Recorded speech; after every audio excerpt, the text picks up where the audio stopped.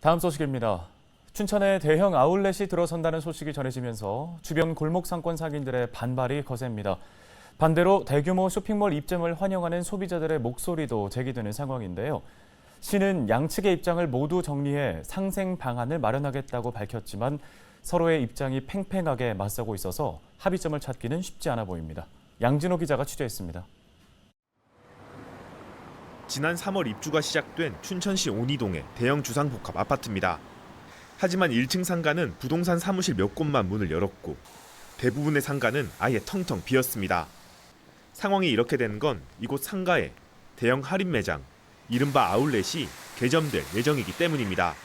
분양가도 높음에도 불구하고 여기 청약을 한 이유는 모든 편리한 시설이 여기 다 그 3계층 상가에 있을 거라고 생각했기 때문에 고분양가임에도 불구하고 그 청약을 했고 또 그렇게 믿고 있습니다. 지금 현재까지는. 하지만 인근 풍물시장과 중앙시장은 물론 춘천 명동 상권의 상인들까지 아울렛 개점을 반대하고 나섰습니다. 이곳 주상복합에서 불과 5분 남짓 걸어가면 전통시장인 풍물시장이 자리 잡고 있습니다. 1km가 채 되지 않는 거리인데요. 이럴 경우 아울렛 측은 춘천시의 유통상생발전협의회에서 전통시장과의 상생협의안을 반드시 도출해야 합니다. 전통시장 주변 1km는 관련법에서 전통시장 보호구역으로 지정해 놓았기 때문입니다. 전통시장 상인들은 대형 아울렛이 개점할 경우 자신들은 생존에 위협을 받을 수밖에 없다고 주장합니다. 피해가 발생할 수밖에 없는 그런 부분에 대한 치유책은 반드시 마련이 돼야 된다. 그래서 그런 것도 이렇게 그냥 유명무실한 그런 그 방법들이 아니라 그 진실되고 또 접근 가능하고. 이런 상황에서 소비자 단체를 중심으로 아울렛 개점을 요청하는 목소리도 제기됩니다.